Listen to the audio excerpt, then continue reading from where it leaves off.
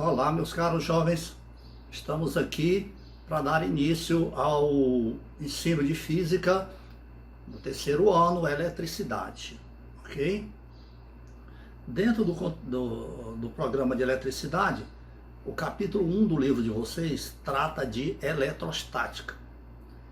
E nesse processo da eletrostática, ele trata especificamente das cargas elétricas e algumas curiosidades. Então nós vamos ver o que são cargas elétricas, suas propriedades, condutores e isolantes e os processos de eletrização.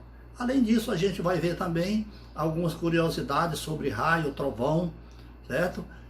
Que poderão ser benéficos para vocês aí no dia a dia. E inclusive em algum tipo de vestibular, o Enem. No final a gente vai ver alguns exercícios. Estes exercícios estão relacionados a esse conteúdo e, portanto, ele ainda não abrange questões de vestibulares, porque quando cai no vestibular ou no Enem, as questões elas são mais abrangentes, não são apenas sobre um tópico, ok? E quero deixar aqui um recado para vocês que é sobre trabalho e sucesso na vida, né? E trabalho e sucesso, o sucesso só vem na frente de trabalho lá no dicionário. Portanto, vamos trabalhar para obtermos sucesso. Um abraço e bom proveito para vocês. Então, meus caros jovens, vamos começar o conteúdo de cargas elétricas, ou no caso aqui de eletricidade, com a definição de eletrostática, o conceito. Tá? Aqui nós temos que é o ramo da física, que estuda as cargas elétricas em repouso e as interações atrativas ou repulsivas que ocorrem entre elas. Só para você ter essa ideia básica do que você está estudando. Um detalhe aqui é que à medida que você for vendo aí o vídeo, você pode pausar para você verificar o que é que está sendo dado, tá bom? Nós vamos agora começar aqui com o que eu chamo de debate inicial. E nesse debate inicial, nós vamos aqui colocar aqui uma fotografia. Você já conhece a fotografia do Cristo Redentor, e aqui tem um flagrante de um raio caindo no Cristo. Então a gente coloca aqui o seguinte questionamento. Observando a fotografia ao lado, onde se origina e onde termina o raio? O que é que você acha disso aí? Pelo que você tem da vida aí, quando você vê raio caindo aí, o que é que você acha? Quais são as condições climáticas favoráveis à ocorrência de raios? E a terceira questão aqui é uma questão que você deve ouvir muito. Um raio pode cair mais de uma vez no mesmo lugar? Isso se deve ao questionamento de que de vez em quando aparece essa pergunta. Então vamos lá.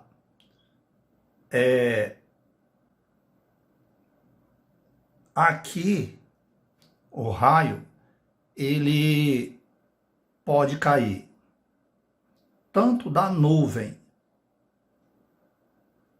para a Terra, ou seja, aqui no caso para o Cristo que vai chegar à Terra, ou pode ocorrer o contrário, pode ir daqui para lá, pelo incrível que pareça. Mais à frente nós vamos fazer essas colocações aí, uma demonstração mais detalhada. Mas agora, nesse início, essa seria a resposta mais adequada.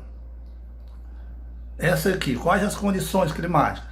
Bom, você já sabe que quando ocorrem raios, ou é um momento de chuva, ou quando o tempo está muito, a umidade do ar está muito alta. Significa que tem muita água no ar, embora não esteja chovendo ainda. E o terceiro questionamento é: um raio pode cair no mesmo lugar mais de uma vez? A resposta é, ó, um raio mesmo, preste bem atenção para o questionamento, um raio mesmo, ele não pode cair mais de uma vez no mesmo lugar, porque uma vez que ele caiu, pronto, ele não volta. Mas essa questão quer dizer o seguinte, raios podem cair no mesmo lugar? Sim, podem. Tanto que aqui no Cristo Redentor, por ano, chega a cair, em média, 6 raios em cada temporada de chuva ou de estação aí, durante o ano. Então, a resposta seria sim. Então, agora vamos para alguns outros conceitos que você precisa saber. Ok? Então, vamos lá. Aqui, ó, você sabe, isso aqui é o modelo atômico do átomo como nós aceitamos hoje, principalmente para o ensino básico, o ensino fundamental e médio. Então, esse modelo é chamado modelo de Rutherford-Bohr. Ele tem um núcleo composto por prótons e nêutrons, e ao redor dele nós temos as camadas da eletrosfera, aonde os elétrons se locomovem, ficam andando aqui. E você sabe que os prótons são o que nós chamamos de cargas positivas, os nêutrons são nulas, elas não são... E os elétrons, que são as cargas negativas, esse é o modelo que a gente usa atualmente para definir essa questão de carga elétrica. E você vê que os elétrons ficam aqui. Observe que esse modelo aqui, se você for olhar a correlação, observe lá as leis de Kepler, que como os planetas se locomovem ao redor do Sol. É uma elipse e os planetas ficam girando em torno do Sol. Só que lá o Sol está num foco. Aqui não, aqui ele está no centro. Mas você vê que o modelo é semelhante ao modelo de como os planetas se locomovem ao redor do Sol. E esse é o modelo adotado atualmente. Nós sabemos que neste modelo de Rutherford-Bohr, as menores partículas aqui seriam os prótons, os nêutrons e os elétrons. E agora nós vamos aqui olhar aqui os elementos portadores de cargas. Nós temos os elétrons, que são as cargas negativas, como eu já falei. Nós temos os íons, que transportam cargas positivas, e os ânions, que transportam cargas negativas. No Sistema Internacional de Medidas, a unidade de medida da carga é o Coulomb, que é representado pela letra C maiúscula, e esse nome aqui é homenagem ao cientista francês Charles Auguste Coulomb, ou Coulomb, como que você não é obrigado a conhecer ou saber de francês ainda, né? Bom, dando prosseguimento aqui, nós temos aqui cargas eletrizadas. Então nós temos quando é que uma carga está eletrizada positivamente? Ou quando ela só possui elétrons, aliás, quando ela possui mais prótons do que elétrons, ou ela possui somente prótons. Se uma carga ela está eletrizada positivamente, ou seja, se ela tem mais prótons do que elétrons, significa que ela perdeu elétron. Perder elétron significa ficar positivo, nesse caso aqui. E a carga elétrica um corpo está eletrizado negativamente quando ele tem excesso de elétrons. Se ele tem excesso de elétrons, geralmente ele ganhou elétrons e não perdeu, como é o caso. Observe, perder elétrons, o corpo ficar positivo, significa que ele perdeu elétrons. Se um corpo ganhou elétrons e ele ficou carregado negativamente, então observe que o sinal fica negativo, a gente diz que ele ganhou elétrons. Perder elétrons significa, neste caso aqui, ficar positivo. Perder, ganhar, significa ficar negativo, neste caso, se ele ficou eletrizado. Veja bem a situação. Nós temos agora aqui a carga elementar.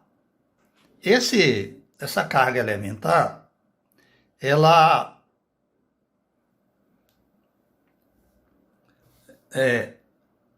segundo os cientistas, eles descobriram o seguinte, que o valor da carga, das menores cargas elétricas que existem no átomo é o próton e o elétron. E o nêutron, né? Então, o que acontece? O próton e o elétron, eles têm um valor de carga que é chamado de carga elementar. E eles, através de pesquisa, descobriram que o valor de uma carga do próton e do elétron é 1,6 alguma coisa. Geralmente nós vamos usar 1,6 vezes 10 a menos 19. A unidade é o coulomb. Então, por exemplo, se eu tenho 10 átomos e eles estão, aliás, se eu tenho um corpo e ele está carregado com essas partículas, evidentemente estarão, então o excesso dessas partículas, digamos assim, ou a quantidade de elementos que elas, não é o excesso, a quantidade de prótons e elétrons que tem lá é múltiplo desse número. Então, se eu tenho 10 cargas elétricas, 10 cargas elementares, então vai ser 10 vezes esse valor aqui. Então vai ser um valor sempre múltiplo desse valor aqui. Então, se você tiver 30, a carga é 30, esse valor lá, então vai ser 30 vezes o valor da carga elementar. Então é sempre um valor múltiplo deste valor aqui. O elétron, o valor é negativo, nós consideramos o sinal negativo, e o próton, o sinal positivo, que eu não preciso colocar o mais aqui. Você observa aí. Um outro detalhe é que, costumeiramente, nós precisamos utilizar múltiplos, aliás, submúltiplos, estão abaixo do coulomb, que é a carga padrão. Então, quando eu digo milicoulomb, é a milésima parte do coulomb. Então, milicoulomb, o que significa isso? É pegar 1 coulomb e dividir por 1000. Mais 1000, você aprendeu que é 10 elevado à terceira. E você aprendeu ainda lá na 7ª série, em potenciação, que quando eu passo uma potência do denominador para o numerador, ela troca o sinal da potência. Então, observe que aqui, mili é a milésima parte. Em vez de dividir por 1000, é a mesma coisa de multiplicar por 10 elevado a menos 3. Isso vale para o microcoulomb, que é a milionésima parte. É 1 dividido por 1 milhão. E o nanocoulomb, que é 1 dividido por 1 bilhão. Que é 10 elevado a 9, que quando passa para cá fica dessa maneira. Então, eu posso representar aqui, por exemplo, 5,3 microcoulomb. Micro significa 10 elevado a menos 3. Isso aqui é igual, é a mesma coisa que 5,3 no lugar de mili, eu vou colocar 10 elevado a menos 3, C. Ó, o M foi substituído por 10 a menos 3. A mesma coisa acontece no microcoulomb e no nanocoulomb, só que agora eu vou fazer a coisa ao contrário. Eu vou dar um valor, aqui ó, 7,4 vezes 10 a menos 6 coulomb, e vou transformar em nanocoulomb. Então, fica 7,4, 10 a menos 6 é representado por micro, que é essa letra grega aqui, que é chamado de mu ou mi, parece um U aqui com a perna maior, para esse lado lá, do lado esquerdo. Então fica 7,4, isso aqui eu substituo pelo símbolo dele, que é micro, e o coulomb continua lá. São maneiras diferentes de se representar a mesma coisa. O mesmo ocorre aqui, ó, com o nano. Isso é muito utilizado, vocês conhecem a palavra de nanotecnologia e etc. Então, é a bilionésima parte. Então, você vai pegar aqui, ó, a mesma coisa. Pega aqui o 9, o mesmo caso lá em cima, só que mudou que em vez de ser mili, é nano. Então, nano, eu vou substituir por 10 a menos 9 coulomb. Então, vocês poderão precisar disso aí durante resoluções de exercícios, ok?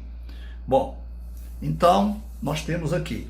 E como é que eu acho o valor da carga elementar de um corpo? Ou a quantidade de cargas, digamos assim.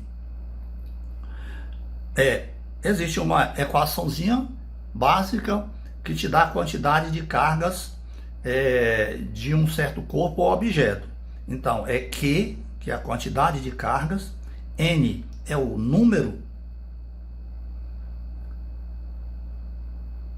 que existe lá dessa carga, e o E, que é 1,6 vezes 10 elevado a menos 19. Isso aqui é uma constante. E o N é o número que é dado dessas cargas.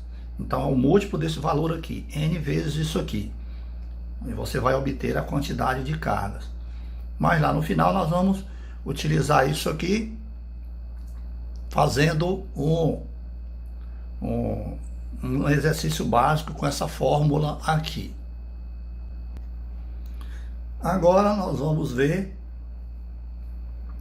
os princípios da eletrostática. O primeiro princípio aqui que nós vamos ver, você já conhece lá do ensino fundamental da química, ensino de ciências lá. O que é que você tem? Que cargas de mesmos sinais, ou ambas são positivas, ou ambas são negativas, cargas de mesmos sinais se repelem. Ó. E cargas de sinais contrários, elas se atraem. Vocês estão observando aqui sinais contrários, se atraem. Carga de sinais contrários, se repelem. Então, o que é que você observa aqui? Aqui tem um F. Elas se repelem como? Elas se repelem através de uma força. No caso, força elétrica. Que nós vamos ver isso na próxima aula. Então, mas agora o que interessa é que você, princípio da atração e da repulsão. E isso, na realidade, você já conhece da química. Agora nós vamos ver aqui o princípio da conservação das cargas elétricas. O que é que ocorre? Num sistema, se eu pegar um sistema e colocar esse sistema isolado, e eu pegar cargas ou corpos e colocarem lá ou cargas diferentes dentro desse sistema, a quantidade de cargas que tem antes e depois, elas vão continuar sendo o mesmo valor. Isso chama-se princípio da conservação das cargas elétricas. Então, você tem aqui, dentro de um sistema isolado, a soma algébrica, veja, sistema isolado. A soma algébrica, tanto das cargas positivas quanto negativas, irá permanecer constante, ou seja, ela não vai mudar. A função que representa a conservação das cargas elétricas é essa aqui. A quantidade de carga do sistema antes e depois permanecerá o mesmo. O que aqui você tem, essa letra aqui, grega, que é chamada de sigma maiúsculo, ela representa para nós aqui, o significado dela é somatório. Então, somatório das cargas antes ou no processo inicial é igual ao somatório final ou depois de ter ocorrido. Aqui eu vou colocar para vocês uma pequena situação que representa bem isso aí, ó. Nós temos aqui dois corpos, aqui dois objetos, a carga Q1 aqui, ó, tem 3Q, a carga Q2 é menos 5Q. Você observa que elas estão separadas. Eu vou colocar elas em contato. Quando eu colocar em contato, elas vão passar a carga de uma para outra, porque carga de sinais contrários se atrai. Então, elas vão entrar em contato, vai passar carga de um lugar para outro e elas vão entrar em equilíbrio. Após elas entrarem em equilíbrio, eu vou pegar e vou separar novamente. Então, vamos ver aqui. A quantidade de cargas antes, separadamente, era quanto? Tá aqui, ó. 3 menos 5 vai dar menos 2. Então, antes do processo, elas tinham menos 2 cargas negativas se eu somasse as duas. Coloquei em contato e separei. Então, essa carga positiva eu vou chamar de Q1, é essa carga aqui após o contato. Essa carga Q2 linha, Q1 linha é após, Q2 linha também é após da outra carga. Então, ó, as cargas somatório antes é igual ao somatório depois. Antes e depois elas permanecem o mesmo. Então vamos olhar aqui. Esta carga aqui vai ser igual a essa aqui, ó, que é igual Q1 mais Q2 dividido por 2. É a média aritmética. Então vai ser 3Q menos 2Q, que vai dar menos 2Q. Olha, 3Q menos 5Q vai dar menos 2Q. Veja que é o valor que eu falei lá antes, menos 2Q. Aí eu divido isso aqui por 2, fica menos Q. Então, essa carga é igual a essa, que é igual a menos Q. Então, como cada uma carga vale menos Q, um menos Q com outro menos Q, vai dar 2Q aí. No caso aí são negativos. Então, é isso que você tem que entender. Okay? O princípio da conservação das cargas elétricas. Agora nós vamos ver aqui condutores elétricos. E o que são condutores elétricos? Bom, você já viu e conhece lá da química, quando você está calculando lá as camadas da eletrosfera lá. Você já viu que foi colocado para você lá na química, que existem alguns materiais que lá naquela última camada ele tem facilidade de perder elétrons. E tem outros que isso não ocorre. Então, esses elementos que têm essa capacidade lá nas últimas camadas de perder elétrons, eles costumeiramente são bons condutores elétricos. Bons condutores, existem os bons condutores e os maus condutores. Então, esses que têm essa capacidade de perder elétrons com facilidade, tornar os elétrons livres lá e eles vão ter uma mobilidade de um lugar para outro, esses são os bons condutores ou simplesmente condutores elétricos. E aqui nós temos alguns exemplos de condutores elétricos ou bons condutores. Os metais são bons condutores, grafite, solução eletrolítica, gases ionizados, corpo humano. Preste bem atenção, seu corpo, ele é um bom condutor elétrico. E a superfície da Terra. Então, esses são alguns dos exemplos de bons condutores que você tem que conhecer aí. E existem aqueles, ao contrário daqueles que têm capacidade de perder elétrons, que têm dificuldade para isso. Então, esses são os maus condutores, que nós chamamos costumeiramente de isolantes elétricos ou dielétricos. Cuidado com essa palavra dielétrico, às vezes em vestibulares eles costumam colocar só para enfeitar a coisa e para ver se você conhece o palavreado. Isolante térmico ou dielétrico é a mesma coisa, que também significa mau condutor elétrico ou maus condutores elétricos. E esses são aqueles que têm dificuldade, como já falei, de perder elétron lá naquelas camadas da eletrosfera lá que você já conhece da química. Alguns exemplos de maus condutores ou isolantes: a borracha, a madeira, a água pura, cuidado. Agorinha você viu lá a solução eletrolítica. A água pura, só H2O, ela é isolante.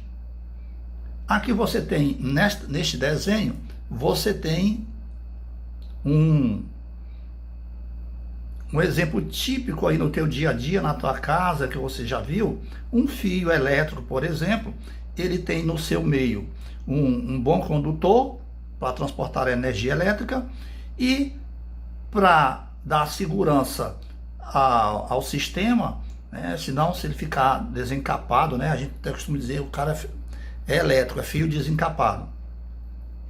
Então, se coloca um isolante aqui para dar segurança ao sistema, senão as pessoas vão pegar choque e podem morrer. Ok? Bom, aqui nós temos corpo eletricamente neutro. Nós falamos de corpo eletricamente carregado e agora nós temos esse conceito aqui que você deve entender bem. Tome cuidado. Quando é que um corpo está eletricamente neutro? Bom, você deve prestar atenção ao seguinte: um corpo eletricamente neutro é quando o número de prótons é igual ao número de elétrons. Neste caso, o corpo, nós dizemos que ele é um corpo eletricamente neutro. E dizer, é aqui que eu quero que você tome cuidado, dizer que um corpo é eletricamente neutro não quer dizer que ele não tenha cargas elétricas. Tome cuidado muito com isso. Significa que ele não tem, que as cargas positivas são iguais às cargas negativas. Aqui eu estou representando essas cargas, mas costumeiramente, quero logo lhe chamar a atenção, quando você vai representar um corpo eletricamente neutro, geralmente você coloca ele assim, ó, sem carga nenhuma. Então, esse corpo aqui, se eu fosse representar, geralmente esse aqui eu iria representar assim. E eu não colocaria as cargas, eu colocaria que ele é um corpo neutro.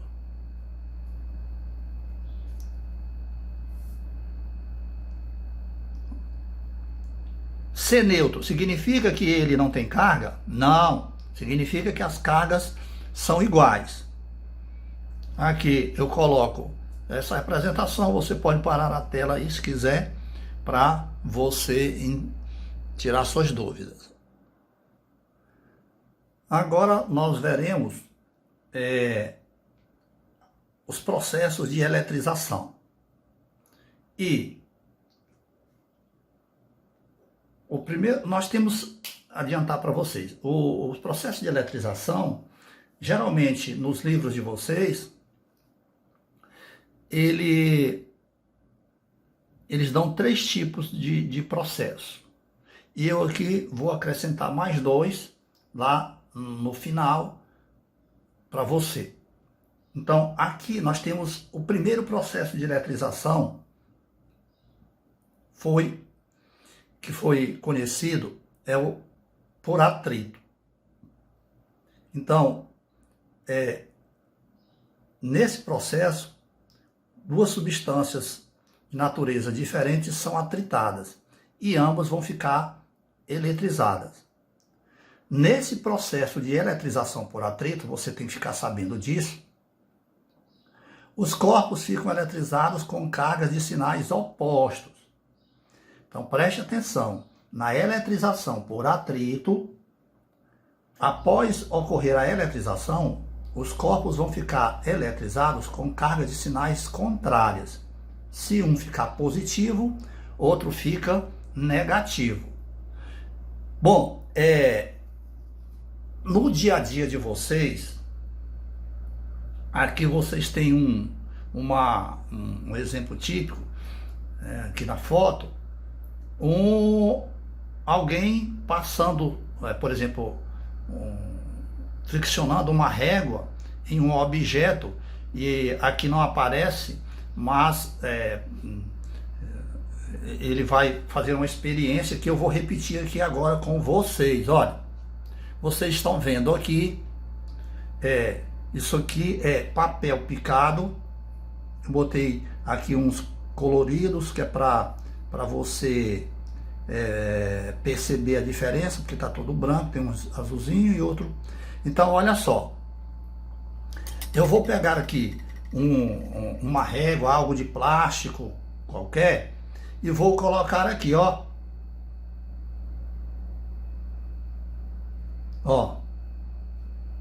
não ocorreu nada. Agora eu vou pegar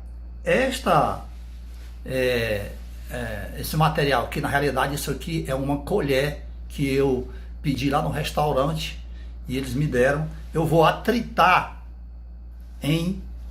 aqui é a minha camisa, um pano, quer dizer, qualquer coisa que você tem aí, aqui no caso é uma camisa minha, seda, por exemplo. Então você vai atritar aqui, ó, esfregar, e depois você vai fazer aqui, ó, tá vendo?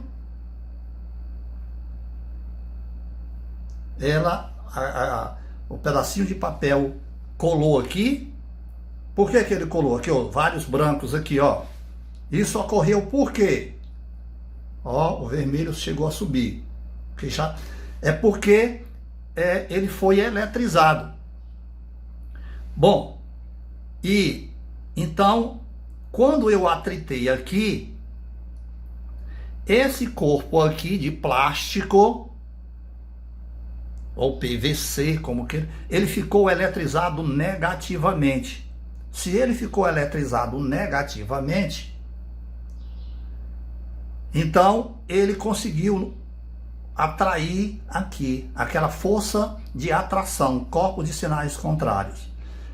Isso aqui, meus caros jovens, ocorre no teu dia a dia em várias situações. Você já deve ter notado no verão, quando você vai pentear teu cabelo, tá o tempo seco, tirar aqui. O tempo tá seco, você vai pentear o teu cabelo com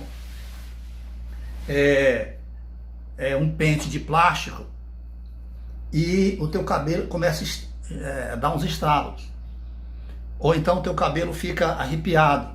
Ou se tu friccionar o pente no cabelo e colocar próximo dos teus pelos assim, também pode ocorrer deles ficarem eriçados.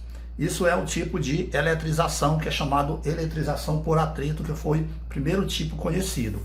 Aqui na eletrização por atrito, você tem, os cientistas elaboraram uma série de elementos que, ao se entrarem em contato um com o outro, eles vão ficar eletrizados, e um com carga positiva e outro com carga negativa. Isso é chamado de série triboelétrica.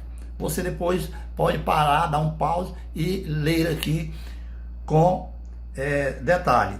Aqui eu fiz a experiência da seda. Se eu atritar um elemento que está para cá com um elemento daqui, esse daqui vai ficar eletrizado negativamente e esse aqui positivamente. Eu eletrizei seda com elementos desse aqui, o PVC, não sei qual é exatamente, polietileno ou PVC aqui, não é o filme, né? Mas é de plástico. Então, esse aqui, que é a colher aqui, que é o plástico, ficou eletrizado negativamente. Então, a camisa ficou eletrizada positivamente. Esses elementos aqui, ó, eles têm dificuldade de se locomover. Isso aqui é um isolante. Então, ele ficou eletrizado nessa região aqui. Mesmo eu pegando aqui, ó, ele ficou eletrizado aqui. Se fosse um metal, quando eu fizesse isso, isso não ia ocorrer. Não ia ocorrer por quê? Porque o corpo humano é um bom condutor e os elétrons iam se locomover aqui e a eletrização não ocorreria. Então, essa série triboelétrica geralmente vem, não sei se no vestibular eles teriam que apresentar isso aí, mas não acredito que eles vão perder tempo com isso aí. O segundo tipo de eletrização é a eletrização por contato.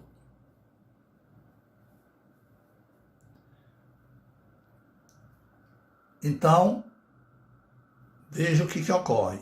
Eu tenho dois corpos, A e B. O corpo A está eletrizado negativamente e o corpo B está neutro. Vou colocar os dois em contatos. Você já sabe que corpos de mesmos, quando ele está eletrizado com mesmas cargas, eles tendem a se repelir. Então, cargas vão passar do corpo daqui para cá, corpo A para o corpo B, elétrons, e depois que eles entrarem em equilíbrio, eu vou pegar e vou separar. Quando eu separar, olha só o que aconteceu. Cargas passaram daqui para cá. Aqui eu quero observar para vocês o princípio, já aproveitar e olhar o princípio da conservação das cargas. Aqui antes, aqui tinha 12 elétrons em excesso. Colocou em contato antes do processo. Colocou em contato e separou. Olha só, aqui era 12, aqui era 0. 12 mais 0 vai dar 12. Aqui, ó, 12. Aqui agora tem 8. 1, 2, 3, 4, 5, 6, 7, 8. E aqui tem 4. Então foi 4 elétrons passaram daqui para cá. Observe que o processo antes e depois permaneceu o mesmo, a quantidade de elétrons. Princípio da conservação das cargas. Outro detalhe que você tem que entender aqui, na eletrização por contato.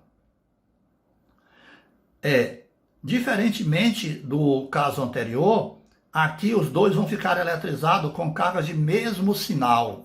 Mesmo sinal. Eletrização por contato. A eletrização ocorrerá e os corpos ficarão com cargas de mesmo sinal. Muito bom que você preste atenção para isso aqui. E o terceiro caso, que é esses 3 casos que vêm costumeiramente nos livros, é a eletrização por indução ou indução elétrica. Você tem 2 corpos aqui, este que está eletrizado, que é o corpo A, eletrizado com cargas positivas, ele é chamado de indutor. E esse outro aqui que não tem cargas, é um neutro. Isso é uma experiência para você entender. Esse é o indutor, que está carregado. Esse aqui é o induzido. Eu vou pegar e vou trazer esse corpo para próximo desse aqui. Eu já falei para vocês que este corpo neutro, ele tem cargas, só que a quantidade de cargas positivas é igual à quantidade de cargas negativas. Quando eu trago esse corpo para próximo desse aqui, sem tocar. Essas cargas positivas, que estão em excesso, e são muitas, vão atrair cargas negativas desse corpo aqui para essa superfície aqui. Isso aqui permanece próximo, sem tocar. Ele vai atrair essas cargas para lá. E aí nós vamos fazer o próximo passo, que é, após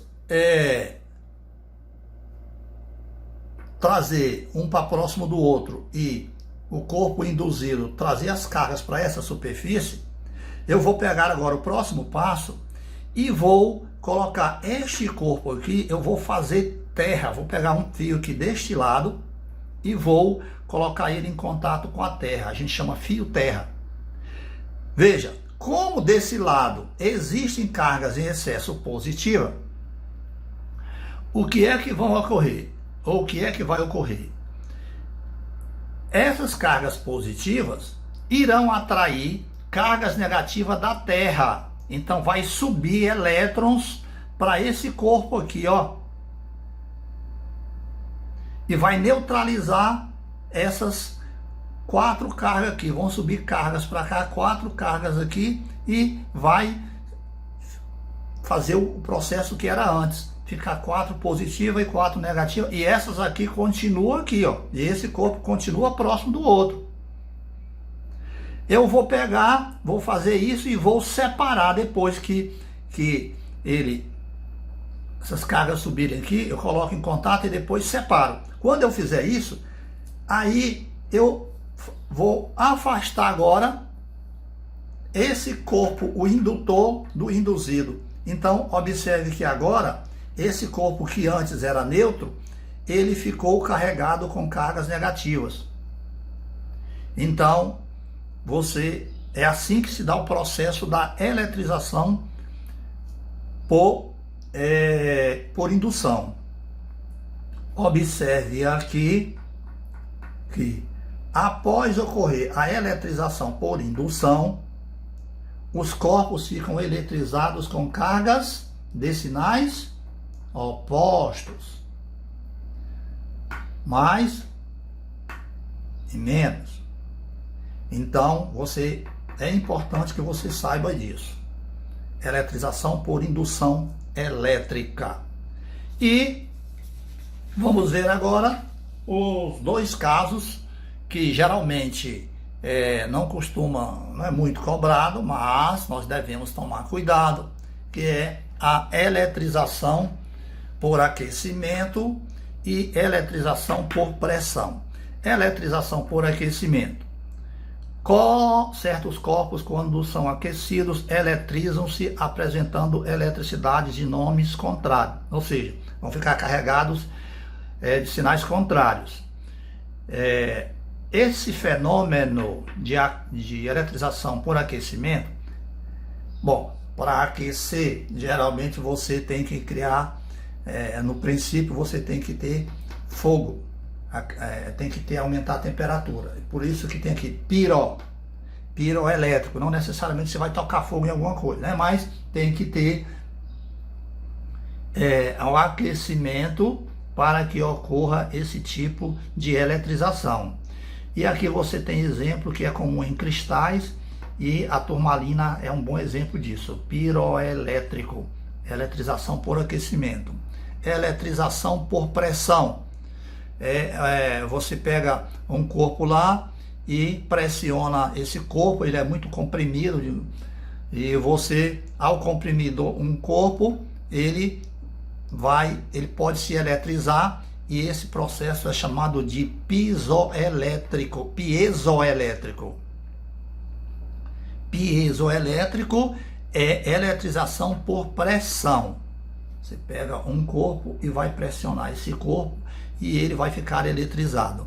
E observe que ele vai ficar eletrizado com cargas também de quê? De sinais contrários. Outro exemplo aqui também é turmalina, calcita e quartzo. Então, esses 2 processos aí de eletrização a mais, que geralmente não costuma vir no livro de vocês. raio, relâmpago e trovão. Aqui, meus caros jovens, vocês devem prestar atenção aqui, e aqui nós vamos agora mostrar para vocês, lá no debate inicial, a questão do raio que sobe e que desce. Vocês vão agora entender melhor por que isso ocorre.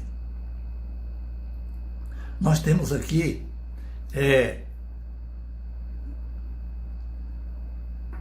primeiro caso. Você tem uma nuvem carregada e aqui você tem a Terra. O que ocorre?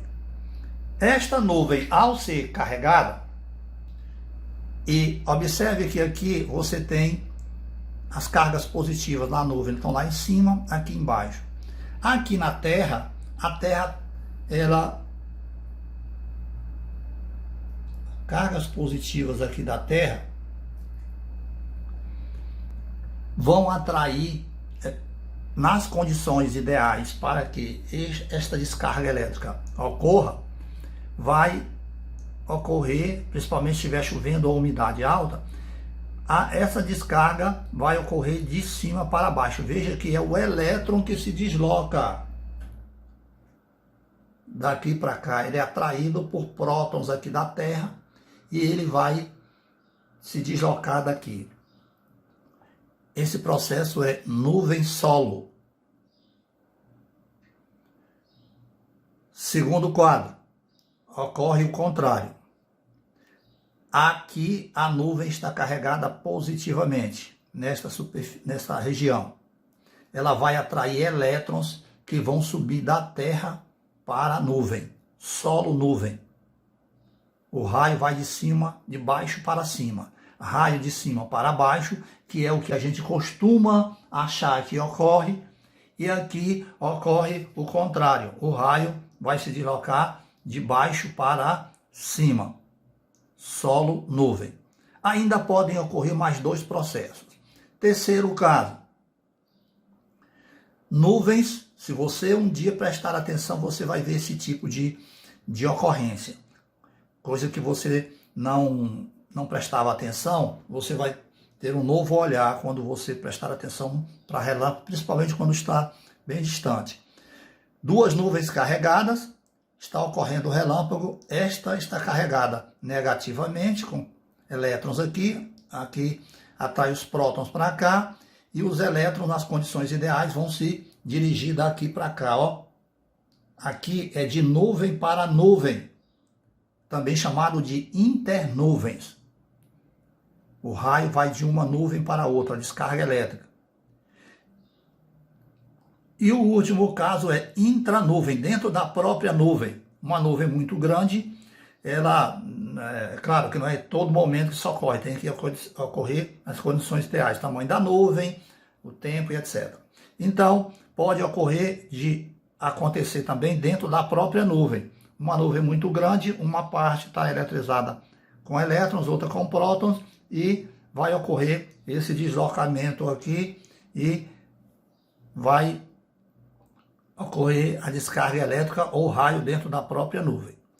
Assim, esses são a classificação dos tipos de raio ou descarga elétrica que existem nas nuvens.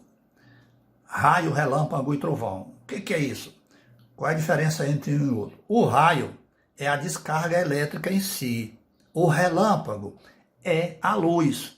E o trovão, você sabe que é o som.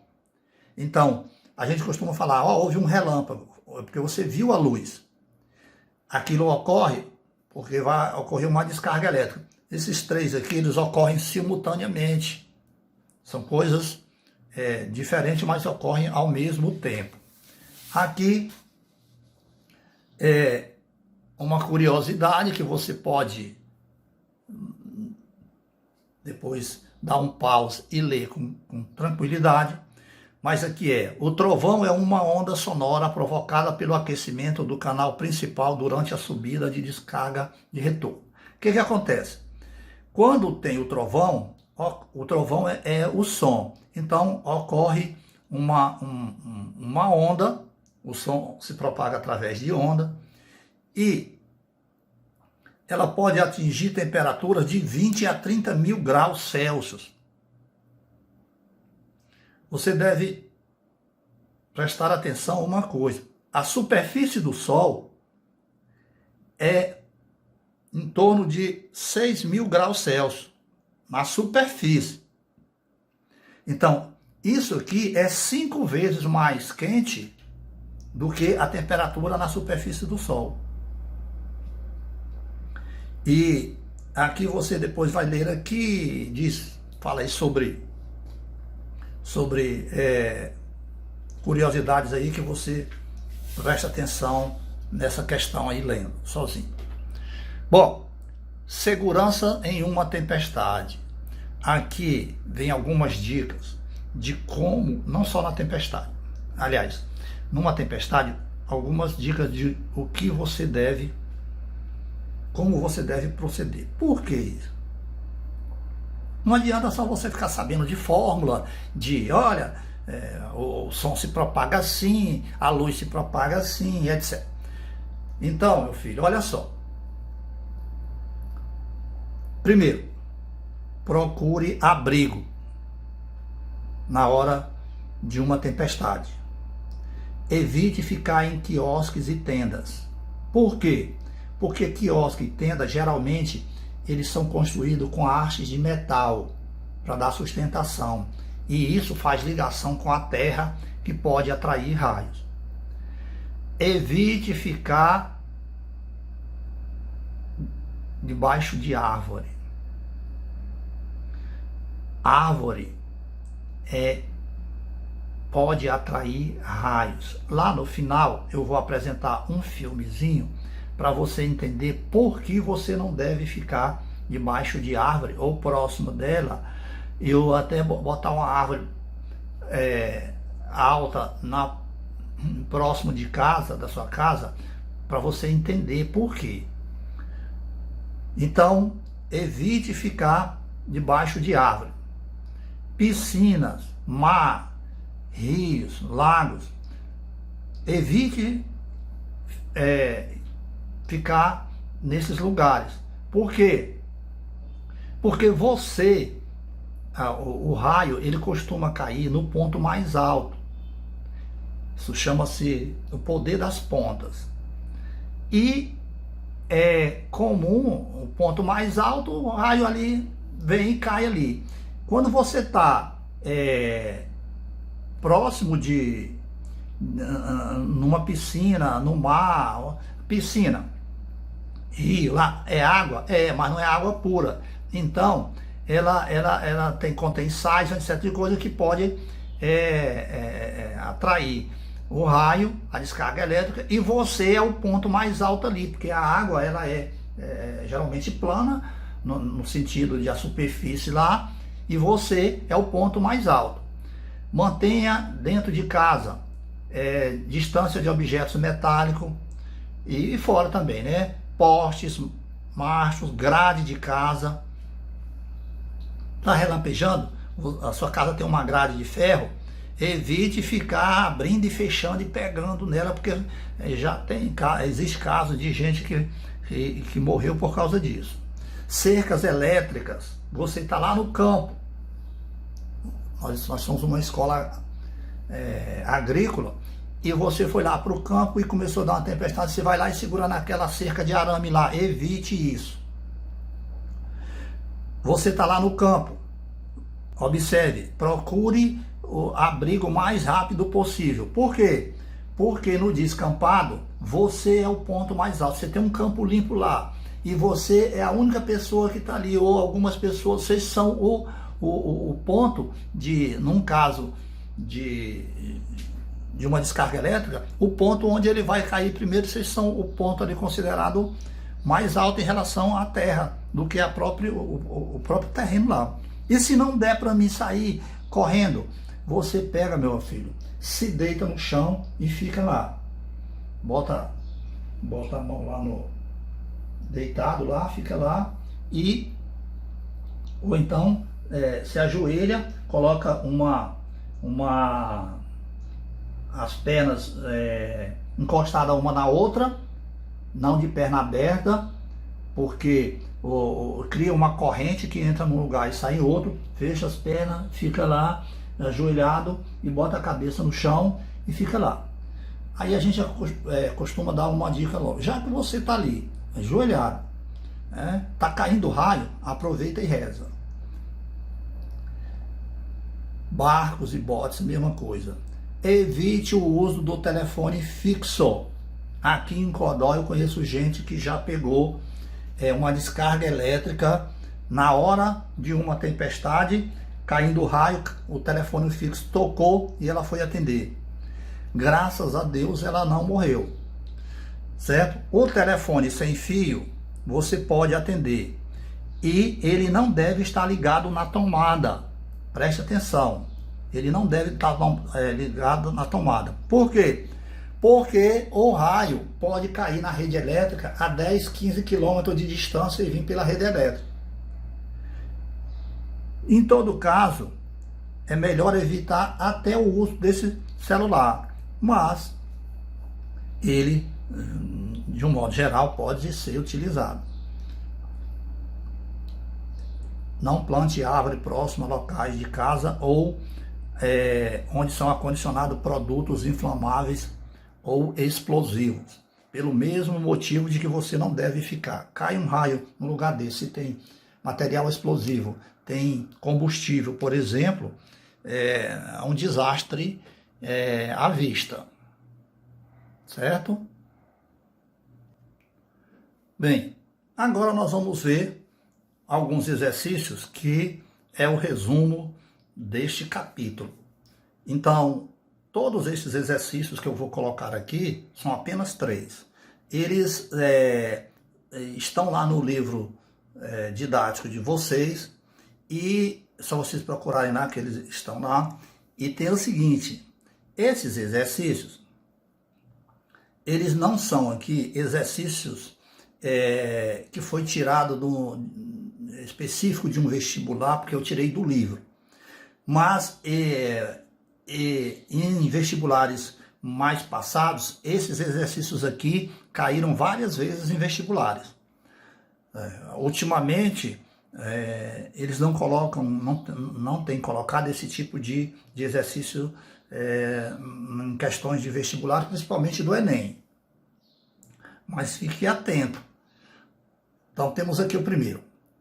Incide-se um feixe de luz ultravioleta em uma placa metálica inicialmente neutra. Durante o processo são ejetados essa quantidade de elétrons aqui. Esse é o número de elétrons que são ejetados nesta placa. Determine a quantidade de cargas da placa no final do processo.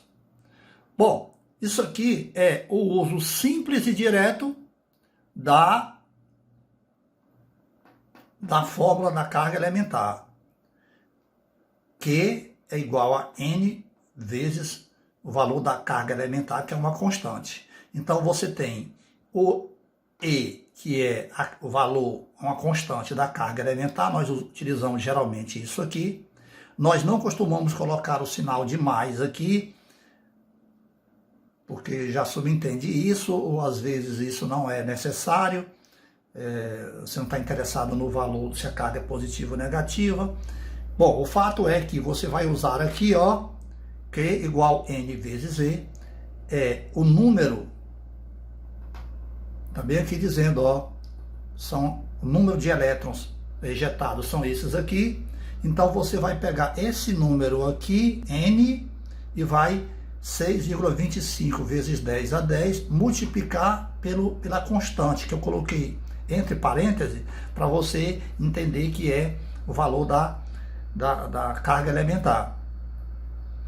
Filho, agora ficou moleza, porque isso aqui é uma conta de multiplicar. Só que você vai ter que utilizar aqui o seguinte, lá na 7ª série, você aprendeu em matemática fator comum. Então você tem duas coisas diferentes aqui e você vai multiplicar. Então você tem aqui base 10.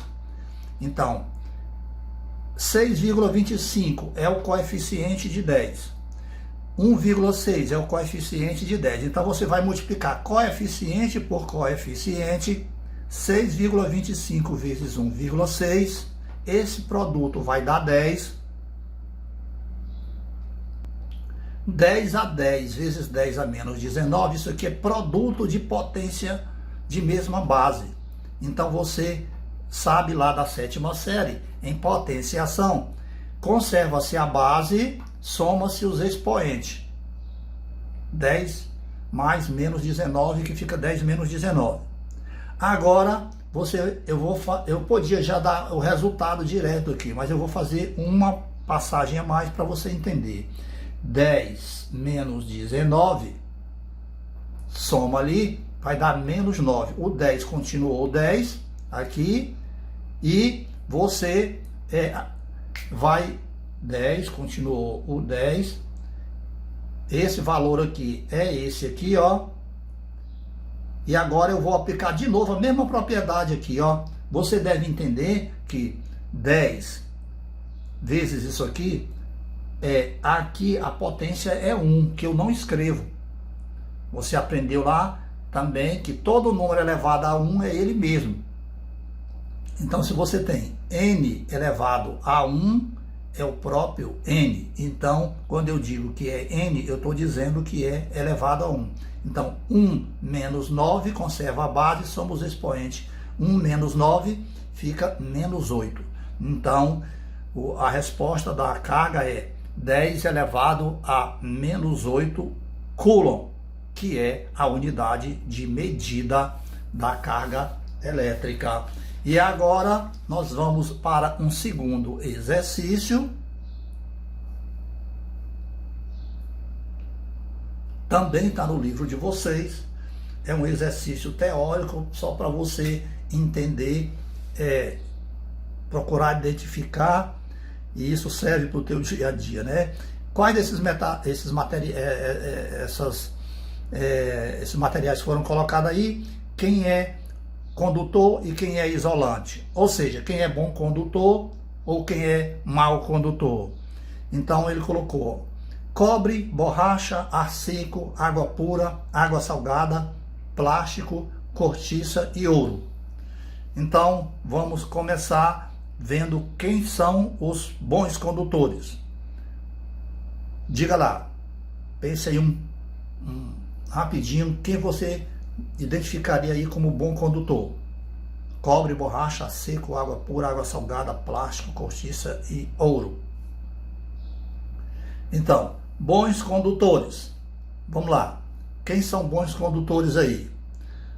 Seria a letra A, cobre, a letra E, água salgada, e a letra H, ouro. Cobre, água salgada e ouro. Cuidado com a água salgada. O cara colocou lá eletrólise. Você pode fazer eletrólise usando água salgada e tal, botando sal na água. São exemplos de bons condutores. Evidentemente, borracha a seco, água pura, presta atenção, plástico, cortiça e cortiça são exemplos de maus condutores. Borracha, B, letra C, letra D, letra F e letra G. São exemplos de isolantes. Isolantes. Isso aqui são o quê? Condutores.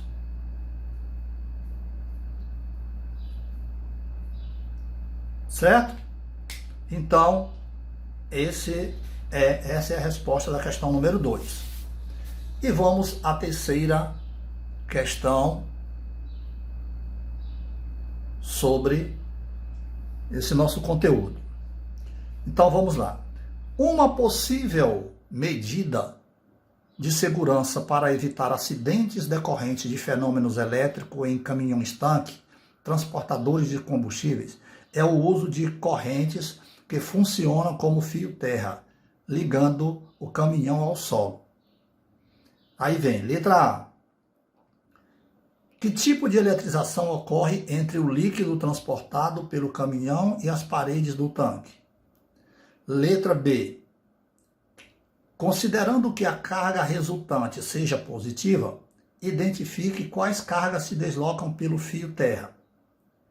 E letra C. Descreva as possíveis consequências do contato físico entre uma pessoa e o caminhão se ele for desprovido de corrente de segurança. Bom, então, vamos ver a letra A. Que tipo de eletrização ocorre entre o líquido e as paredes do tanque? Bom, ao ser transportado, vai ocorrer eletrização por atrito. O líquido vai bater nas paredes e vai eletrização por atrito no tanque. Letra B. Se for positivo, como é que vai ocorrer? Bem, o que vai ocorrer é que as cargas vão partir da terra positivo, aqui a terra negativa, vai subir e neutralizar o tanque. E isso faz com que ele não fique eletrizado, fique neutro. E a terceira é se uma pessoa, qual é a consequência de uma pessoa encostar no caminhão? Bem, se o caminhão tiver rodado muito, porque parado ele não vai mudar esse contexto, então, se o caminhão andou muito, ele pode ser eletrizado por atrito, o vento bate nele. Se ele não tiver a corrente, ele vai ficar eletrizado. E o que pode acontecer? Uma pessoa pode levar um choque violento. Ok? Essa é a resposta disso aqui. E nós temos aqui um pequeno referencial, onde encontrei isso, está no livro de vocês também. E vamos ver agora uma possível, o exemplo, um filmezinho para você entender a questão da árvore que eu falei lá. É um filme que eu encontrei na internet, você já pode até ter visto, mas é muito interessante para você ver. E depois disso, meus caros jovens, a gente está encerrando aqui a nossa primeira aula, que corresponde ao primeiro capítulo de vocês. Ok? Um abraço, façam proveito e não esqueça do sucesso e do trabalho. Um abraço para vocês.